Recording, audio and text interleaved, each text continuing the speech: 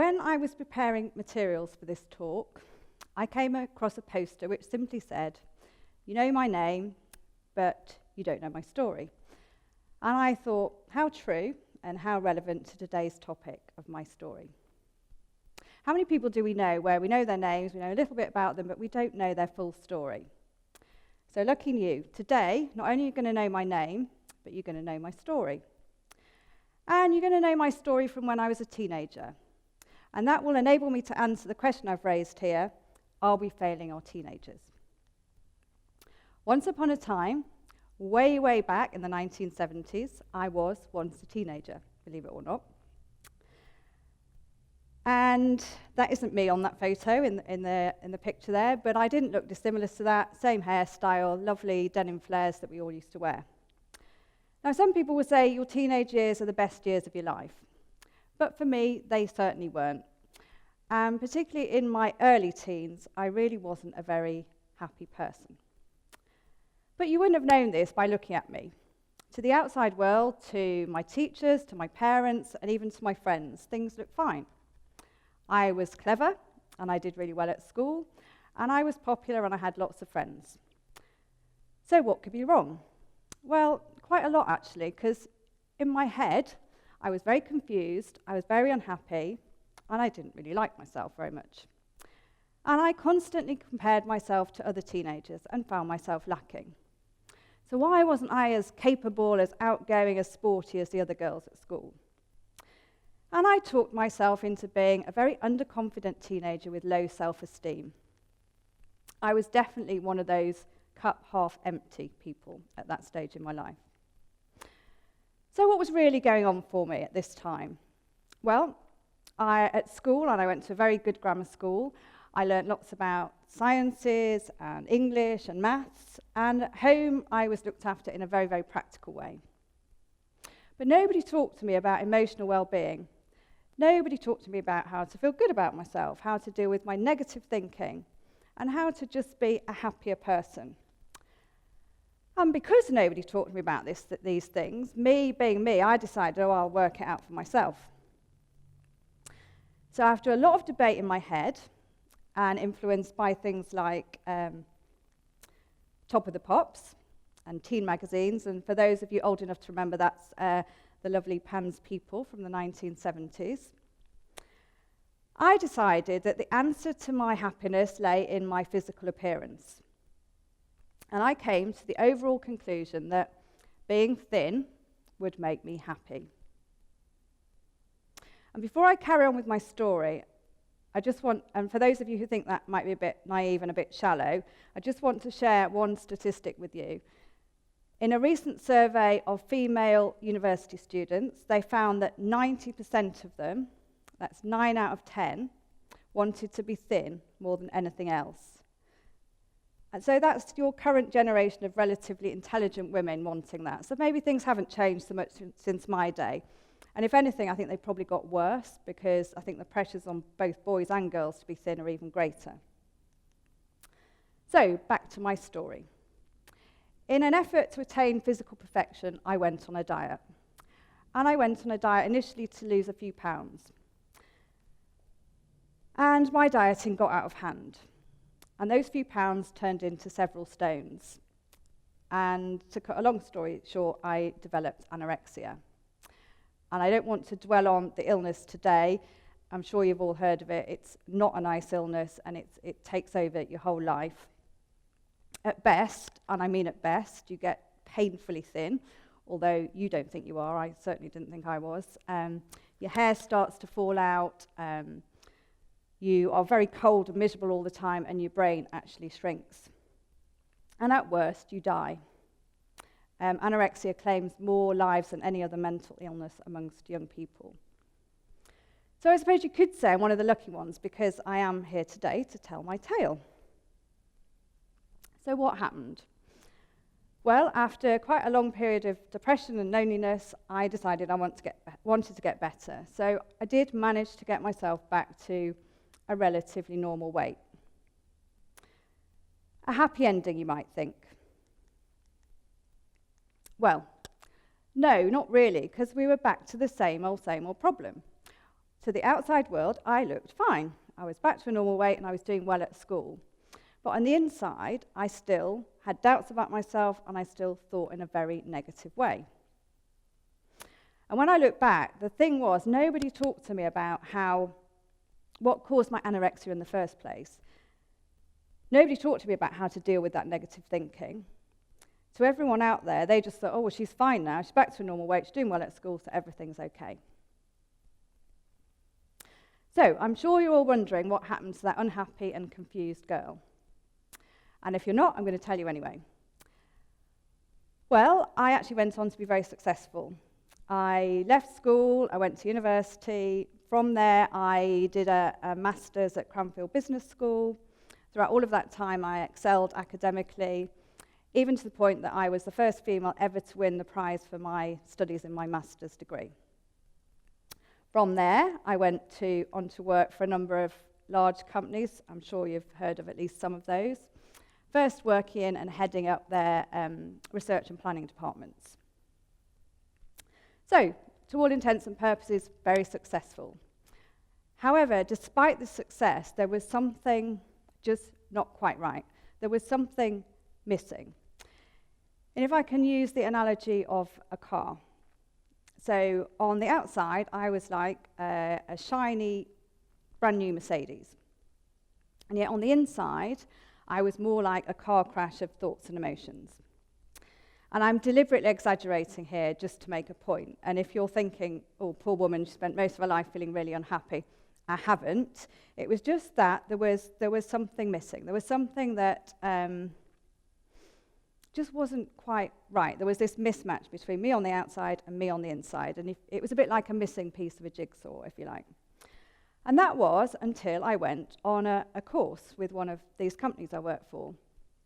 And that course proved to be the biggest eye-opener I think I've ever had. And it taught me lots about self-awareness, about self-limiting beliefs, about how to be happier, about how I saw myself and how other people saw me. And it was a real revelation, a real light bulb moment to me. And it got me thinking. Why had nobody ever taught me this stuff before? It's all out there. There's loads of books, there's loads of information, but nobody, either in school or post-school, had actually given me this information. And I thought, how different might my teenage years have been? How much happier might I have been? And would I have even got anorexia? So why am I telling you this today? Why am I pouring my heart and soul out to a group of people, most of whom I don't know? And it's very simple, really. I don't want teenagers and young people to go through the same mental angst that I did. I really would like to get emotional well-being higher up the agenda in schools than it is today. I think we are far too biased towards academic achievement, and I know some schools do teach emotional well-being, but certainly not all of them, and there's no common program. The funny thing is, if you ask most parents what do they want for their young people, teenagers, the majority of them will say, well, I want them to be happy. And yet we're not really educating our young people about how to do this. And our young people are going to enter a world which is far more complex and uncertain to the one we ever went into. And I think the pressures they're under are far greater, and I've just put a few of them on that chart. So I pose the question, do you not think we should be educating these young people about emotional well-being, about the thought processes, alongside their academic studies? So I just wanted to share a few statistics with you about what is actually going on with our young people today, and I'll run through these quite quickly. So eating disorders amongst teenagers are on the increase, particularly things like bulimia and binge eating. The UK has the highest rate of self-harm in Europe. 1 in 10 of our young people self-harm, and it's particularly high amongst 13 to 15-year-old girls. The proportion of 15 to 16-year-olds reporting feeling depressed or anxious has doubled in the last 30 years. And very sadly, the NSPCC is reporting a 33% increase in the number of young people contacting them about feeling suicidal. And I could go on, but it actually makes for quite depressing listening to. And I didn't actually set out to depress people today. I just really wanted to make a point. But I think what you can see is these young people are facing challenges, and some of them aren't dealing very well with it. And what they're doing is turning to self-help mechanisms, which clearly isn't the right way forward. And a quick word of warning for those of you thinking, oh, well, it's not relevant to me, and I hate to say it given the nature of this audience, is all of these issues are far more prevalent amongst families who are affluent and well-educated than the poorer families. And I know from my own experience of anorexia and just reading around the subject that it's more likely to occur amongst perfectionist, high-achieving types than it is in other types of young people. So, what are we doing about this? Well, we are doing things, but to me, we're doing it the wrong way round. So we wait for people to have these problems, and then we try and cure them. And I really believe that we could be preventing some of these problems in the first place. So I'm arguing more for preventative education. And there's a lovely quote there from Benjamin Franklin. And this preventative thing was really brought home to me recently when I went to a conference at Oxford University, where they had a panel of students. It was all about well-being. And this panel of students had all suffered from things like OCD, anorexia, bulimia, self-harm. And without exception, all of them thought their problems could have been, well, their problems had all started in their early teens. And they all thought that their problems could have been helped, if not totally alleviated, by some form of emotional well-being education at that time in their life. So I rest my case on that point. The other thing is, it's not just about prevention. There are lots of documented benefits about teaching people how to be happier and the benefits of that. So, happy people. They are more successful in all domains of life. They have better relationships, they get better jobs, they get paid more, and they live longer. They tend to be more creative, and they're more sociable because they're happy in their own skin. And they tend to be higher achievers because they know their strengths and they can build on them and give them out to the world. So for me, it's a no-brainer that we start building all this emotional well-being into the education of our young people. However, I just want to make two things clear that I'm not saying. One, I'm not saying that all young people are going to be like me. And I've worked with enough teenagers and worked in enough schools to know there are lots of young people who are very happy and confident in their own skin.